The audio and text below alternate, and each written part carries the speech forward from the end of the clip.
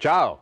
Today we're going to make scallops mari e monti. Scallops in Italian is called cappesante. What does it mean, mari e monti? Well, we're going to have ingredients from the sea and from the mountains. We're going to start by browning our bacon. I put a little bit of olive oil at the bottom of it. This accelerates the process. And when I come back, I'll show you step by step on how to make all these wonderful condiments that will make a perfect dish of cappesante, other known as scallops, mari, and monti.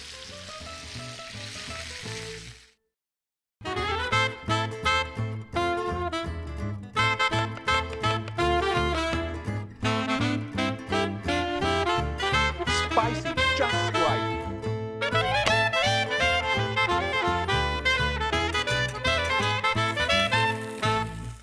Asparagus is one of the main ingredients in this dish. Dealing with asparagus requires some skill. More often than not, I notice many other teachers that tell you to basically take the asparagus and snap it at the back and get rid of the bottom. That is correct. Me, instead of snapping it, I say, let's just get a knife, let's get it done right. So what I do, I usually take the last 2 or 3 inches of the asparagus and take it out. Now, what you're left with is this. These particular asparagus are the small ones, the young ones. If you're dealing with big asparagus, I would propose the first you peel them. But these are so tender, so young, you don't need to do that. But to make this dish work, as we're going to add this to the bacon, I like to cut them in small rounds. And this is basically what I like to do. The rounds, I would say, about a 1/4 inch in size. Does it make a difference? No, it really doesn't. But to me, they look so much prettier, except when we get to the top of the asparagus. This is the part that I like the most. Now, this is what I like to do. I like to cut them in half so you can see the inside of it. And if they're too long, you just cut these pieces off. So this is what you want to do when you make it at home for yourself. Does it make a difference? None whatsoever, but it makes it so much prettier, and it's what I love doing with those guys. We have the bacon here in the pan cooking almost to perfection. At this point, to the bacon, we're going to add the other mixture, which is what we want to make. And first and foremost, we add the asparagus that we already have cut ahead of time. I'm going to pick up a nice little browning to it. And this is going to be, for us, a wonderful, wonderful situation. You don't want to burn them. What you want to do is first give them a nice flavoring. There's the oil that's being rendered by the bacon. And what you have seen me do before is I've taken out just a little bit of the excess oil because the bacon will render quite a bit. And to make sure that the bacon will cook right, what we have done, I'm adding a little bit of salt right now as I'm speaking. We have added a little bit extra of olive oil. When you add the extra olive oil, what you're left with is quite a bit of oil, and unless you take 1 or 2 tablespoons out, it becomes, in my opinion, the dish too greasy, and I don't like that. To make sure that everything cooks together at the same time, the next thing that I'm going to do is I'm going to add some chopped shallots. If you don't have shallots, you can use onions. White onions are ideal, but if you have a choice, I would prefer that you use red onions, but chop and mince them very, very finely. Shallots are part of the onion family, but they have, I could say, a more spirited taste to it. Also something that I consider a little bit more elegant in this case. And then for the first time, you'll see me use here chopped garlic. Chopped garlic is ideal with this because it cooks nicely into it and it completely disappears. If you want to go with some big, thick cut garlic, you can do so, but I would propose that you first brown it ahead of time so that it cooks together with ingredients all at the same time. So here we go with this. A little bit of chopped garlic as well. Let's let all these ingredients come together. And one last thing that I'm going to do is just a little sprinkling of pepper. All the ingredients here have picked up a nice color. At this point, and I know I'm exaggerating, you don't have to do this, but being Sicilian, I can't help myself. A little bit of red pepper flakes for a little extra bit of kick. And then a bit of trickery that I do is, because I want all this to be nice and well cooked all the way through, I add just a little dollop of stock, chicken stock, so it kind of braises in and brings in some additional flavor. There you are. While this finishes cooking, let's go ahead and let's make the sauce. The sauce that I'm going to make is a version of a sauce known in Italy as salsa fresca. What does it mean, fresca? Fresca means fresh. Now, to the olive oil that we have in there, and we have extra virgin olive oil, we're going to add some garlic. This garlic is basically whole cloves of garlic that we have. And the garlic, I like it to have it whole because I want to treat the garlic itself as a main ingredient. What it will do for us, as it cooks into the oil, it will release its own flavor into the oil. We'll let it brown just a little bit on both sides. And as it browns, it infuses the oil with this wonderful amount of flavoring, which is typical to the garlic. but the garlic by itself in this fashion, you don't want to keep it for too long because what we want to avoid is burning it. So as you see that the garlic starts to brown, the next addition that you want to make is the addition of the fresh cherry tomatoes. All that I've done with these cherry tomatoes, and you'll see as I add them to the pan, is simply cut them in half.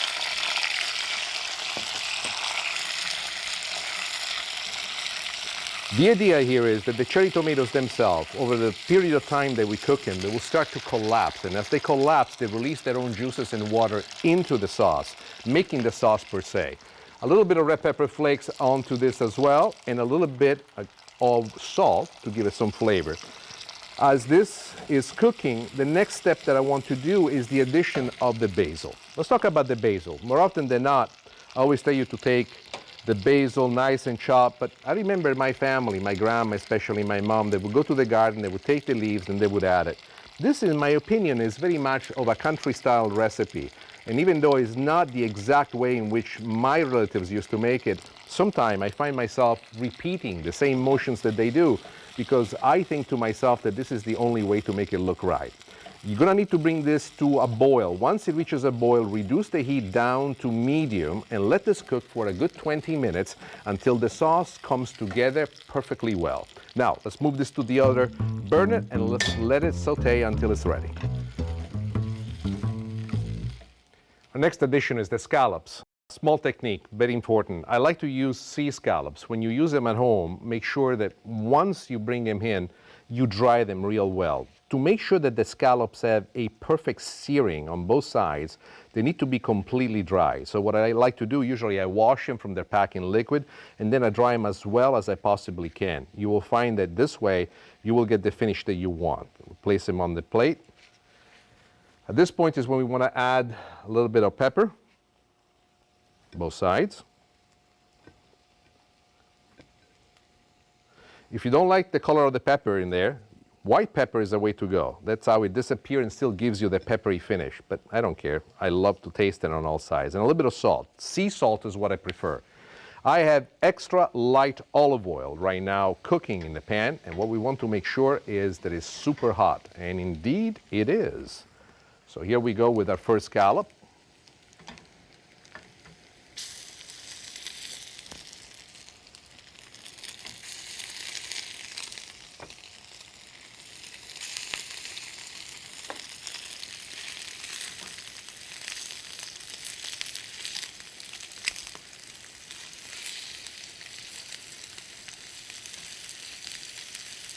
When you cook them, you want to let them cook about 1.5 to 2 minutes on medium-high heat without touching them. This is the only way in which you can ensure they're going to make a wonderful little crust on that side. Now, we're ready to turn them.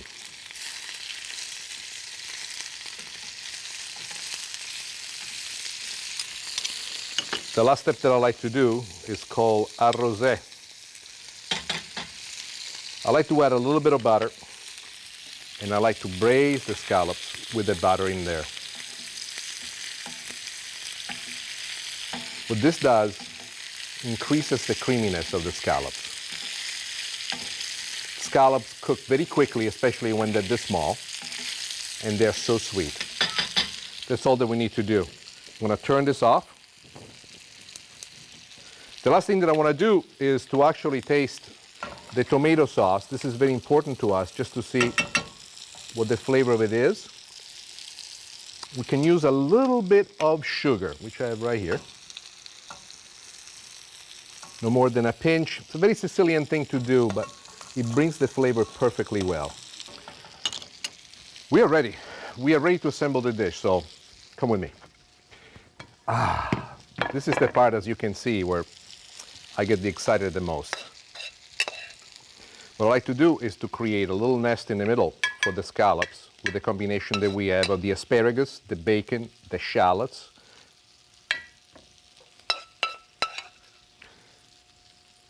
You don't need to do it like this when you do it at home. I like to do it like this because, you know, even when I cook at home for myself, to me, presentation is extremely important. It's one of those things where I focus a great deal of my attention. I think the food that looks beautiful tastes beautiful. However, beautiful food that doesn't taste like anything is a failure. It's not something that I would like for you to emulate in any way. And now we go with the salsa fresca. Salsa fresca is a very important ingredient for us. It's very important because you taste the freshness of the tomatoes, and the main flavoring of that is given by the tomatoes, by the olive oil, by the basil. As all these ingredients mix together, the flavors, when they come together, they have the sense of country style together with refined city elegance, if I can say so. The garlic that now is cooked in this wonderful fashion looks almost like little potatoes in there that melts in your mouth with every bite that you take. The name of the recipe, Mari e Monti, has a significance because it marries this wonderful combination of ingredients coming from the ocean and from the mountain. So there you are, cappesante, also known as scallops, in the style of Mari e Monti.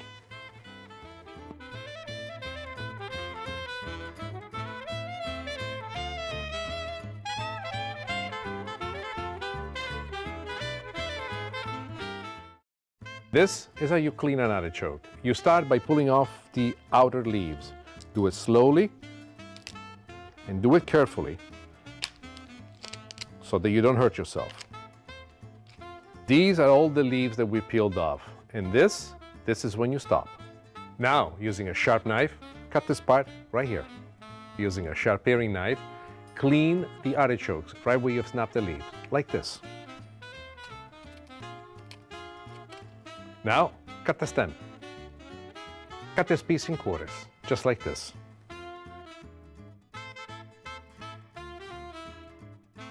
Using a sharp paring knife, cut the choke off, like this. When you do this earlier in the day, make sure that you leave the artichoke inside water with some lemon juice in it. This will help you prevent the artichokes from becoming too dark. And this is how you clean an artichoke. Next, Nick shows us how to prepare chicken Milanese with braised artichoke. Why do we call it chicken Milanese? Because we're using the technique that's known for the Cutlet Milano, which is part of the northern part of Italy, and it's from the city of Milano. But my brother and I used to call this particular chicken popcorn. Let me get started here with the artichokes. In a pan that I have in here, I already have the olive oil nice and cooking. We're going to add some onion. Together with the onion, we're going to add the garlic. What I like to do is to bring these to temperature together. When you make this at home, it's very important that you don't start with super hot oil. Rather, you start with oil that is just about room temperature and you bring them to cooking together. What I'm trying to achieve is to make both the garlic and the onion mold and melt together. As we do this, one of the things that you will notice is the way in which the flavors come together. While this is taking place, we need to add our base. I'm going to do this very country style. This is parsley leaves that I'm going to add all. I find that the herbs, the fresh herbs added early into the cooking process even enhance more the process itself. And then we have some thyme. This is a fun spice. I like to basically break the little leaves and put them in there. The little sticks that you see, which is what is connected to, once cooked, they become pretty hard. So figure out to be attentive and to add them, just the little leaves. And they bring out an aroma, which is splendid. I have some of this growing in my garden at home, and it's fabulous. This is what my father used to do. He used to tell me his stories while he would actually snap the little pieces of thyme and parsley and basil into the recipe, say, Nicolino, la ragione per cui noi facciamo così, which translated in English means the reason why we do this. This is a very country-looking dish, and it's an excellent way to treat the artichokes. The reason why I like to put all these ingredients cut so roughly into it is because, in truth, it reminds me of my youth. When I make it for myself at home, sometimes I make it much more refined. When I do that, then I simply chop the onions, actually almost mince them so that they become more of an underlying cream. But I always do keep the garlic cut thick. To me, that's very important. A little bit of red pepper flakes because of the Sicilian character that we want to add to this dish. And then we go with the artichoke hearts. Now, I want to make a strong point about the artichoke hearts. Please look at these and notice how they have darkened. They have darkened because I've taken them out of the acidulated water. One of the things that you should do, technically speaking, is always to place artichoke hearts in acidulated water, which is basically water with some lemon juice in it. And I do that. But the moment you take it out of it, like I'm doing right now, just for a few moments, immediately they start to darken and people assume that they're going bad. In this cooking process that we're doing, they're not going bad. They're going to be fantastic, and you'll see exactly what I mean. You're going to let these cook just so that they pick up a little bit of color, they pick up all the flavors of everything, and here's when we go with salt, and you always want to use sea salt and pepper. black pepper. Bring them together, and now here comes the other addition, which is the very flavor base of this whole process. Lemon juice. It's the juice of a half a lemon, which I am adding. And together with that, a little bit of wine. You want to cook this until the wine reduces by half.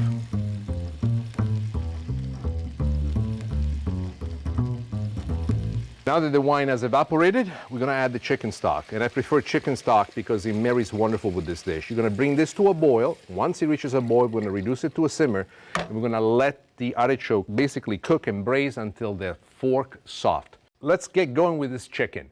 What you'll notice is that I already pounded. This is a half a breast of chicken. And when I pounded, I used some wax paper or parchment paper you can put right on top of it. So when you use the pounder, if you do it directly on the chicken, you would tear it apart. But this way it doesn't. A little bit of salt on both sides. And we're ready to go. First thing we're going to do is put it into the egg mixture. This egg mixture has eggs, and I put also a little bit of cream. Do you have to do it with the cream? No, you really don't. But do I do it? Yes, at home I do it all the time. Why? I'm convinced in my head that it adds that extra flavor, that extra battery flavor to it. Once the chicken is sitting down on the breadcrumbs, this is a technique that I like to do. I like to have an extra bowl with additional breadcrumbs, and then using the fork, this is what I do. I kind of push it down. The idea here is to cover as much of the surface as you can, making it very easy for you now to cover the chicken on both sides. We're taking advantage of this, and to me, a well-covered chicken like this is an indication of excellence. Let me check and make sure that the heat here is going to the very max. And what I do, usually I take a little bit of breadcrumbs and I pop them right on the heat to make sure that it's hot enough. I want this to be searing hot. The oil that I'm using at this point is extra light olive oil. Extra light olive oil is the one that responds the best to this job. So let's see. I'm gonna let it go. Yes, sir, it's ready. Let's bring our chicken right over here. Now, when you lay it down, very important technique, always let the piece go away from you. If you splash it, for example, you were to wet it here and then let it go, all the oil will come back toward you. I speak of this with great experience, having done this before. You want to let this cook now on medium-high heat for about 2.5 minutes per side, because the chicken is very, very thin. We almost have it less than 1/4 inch. And we're going to cook it until it's perfectly brown on one side, and then we'll turn it to the other side.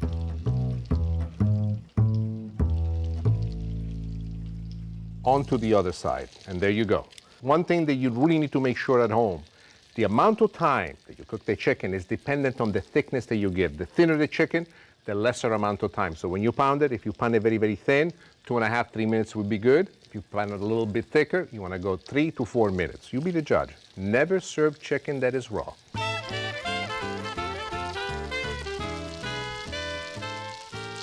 Chicken is done. Let's move it aside. One of the tools that I like to use is this fish turner. It always guarantees the perfect pickup every time. Now we're going to let it rest on this plate. I've lined the plate with some brown paper. What the brown paper does for us, it absorbs the extra oil. While this is taking place, let's get set up for our plating. And this is the most important part. Big plate because it's a big piece of chicken. It's amazing how wide single half of a chicken breast can get. And this is the fun part of this. Now watch this. I love doing it because it's fun. We have it on the plate, and here it comes, the decoration. Guarda qui che bellezza. We have the artichoke, and what I like to do with the artichoke, I like to put the pieces right on top here of the chicken, as it is. Guarda che bellezza. And then the sauce. The sauce, trust me when I tell you, these artichokes have a wonderful flavor. And the flavor that it has is one that totally surprises you because you do not expect it. And I like to put it all around the plate. Always like to have a little extra served on the side, because one of the things I guarantee you is that people are going to fall in love with it. And this is the part that I love, especially when I have guests at home and I do it. I take my little sauce spoon and right on top of it, I wash the sauce going right on it. I know, it's too much. I know. But, you know, if you cook so long in the kitchen, you have so much fun. One of the things that you want to do is to just have a great time when you put it together, because when you bring this to the table, people will say to you, oh my gosh, it's fantastic. Who made that? And you'll say to them, I watched that on a great show, Cooking with Nick Stellino. And you would be right.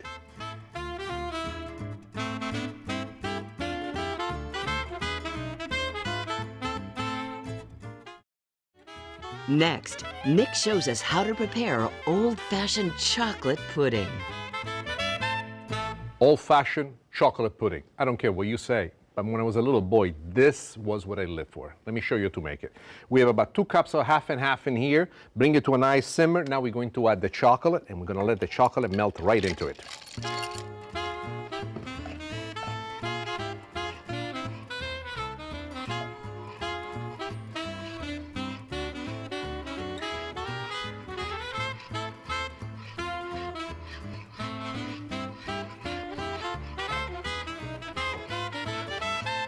The chocolate has melted perfectly. Now let's go to the eggs. The eggs are going to be our binding agent in here. To the eggs, we're going to add the sugar. No, not just this little sugar. We're going to go real sugar. It's going to be a sweet dessert. That's how we do it. Then, together with the sugar, the next thing we're going to do, we're going to add some flour. This is when you want to make sure that you incorporate everything, because on how you incorporate this is the smoothness of what ultimately will be our pudding. Perfectly done. The technique that you see with me turning the bowl around is something that's helped me greatly. This is cornstarch. Cornstarch together with the egg yolks is going to help us in binding all this. With this, you want to be very attentive and trying to break it down, just like we did with the flour, to make sure there is nothing left behind. Now we go with the vanilla.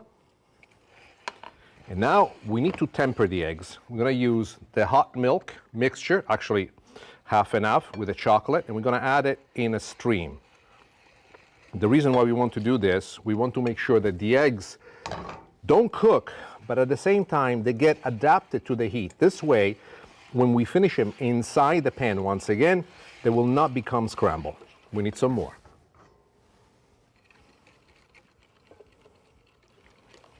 Never be in a rush, just do a little bit at a time until all of it is incorporated.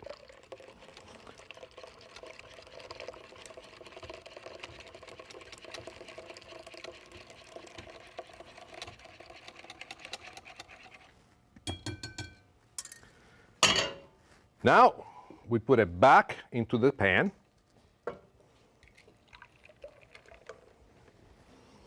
As much as you can of the excess that's left behind. I purposely leave some back in the bowl for no other reason that I like to lick in myself afterwards.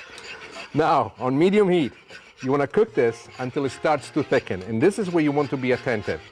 Medium, low is where you want to go at it. If you go it too fast, you're going to end up with scrambled eggs. So let's pay attention and let's make sure that this one gets right to the consistency that we want.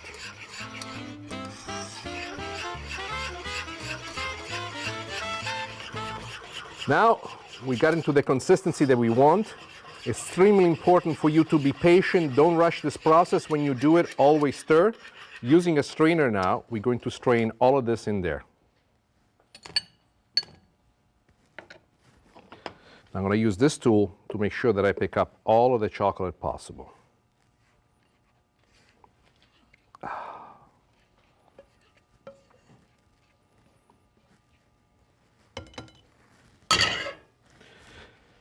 This is why we do this. We want to push everything through. Whatever is thick, unbroken, hardened, is going to be left behind. This is going to assure the perfect consistency for the chocolate pudding that we want. And there you are. Now, when you get to this point, you know that all of it has been used. Make sure that you scrape what's at the bottom of it as well. Then the last thing that's left for you to do is to ensure that the taste is great. You could ask someone else to come in and take a taste, but if you do that, you'd be a fool. If you're like me, I can call nobody. Put my finger right in here and go, I'm not so sure. I have to think about it. I have the feeling that it could be good. I need to know. Now, if you do this, what will happen is you will finish this whole bowl. You won't even know that you've done it because it's this good. So what I propose that you do before you do any of the tasting, pour this into the cups in which you want to serve it. I'm using some old-fashioned champagne glasses, actually antique, from a good old friend of mine, Dorothy. We place it in there. You want to then put it in the refrigerator, and you want to let it rest until it becomes nice and thick. It will take you at least a couple of hours. Then the last thing that you want to do is have some beautiful whipping cream, and just like me, put a nice, beautiful dollop on top, like this. It's a touch that is completely unnecessary, but life is made of unnecessary steps. And what I love about this is grating the chocolate right on top of it, and you can see exactly what I mean.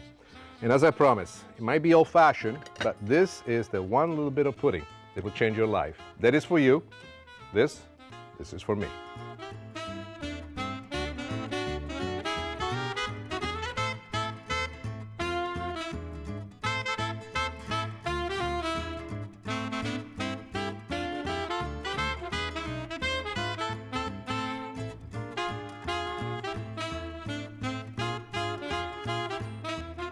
Visit nickstellino.com for more recipes, culinary tips, and information about cooking with Nick Stellino.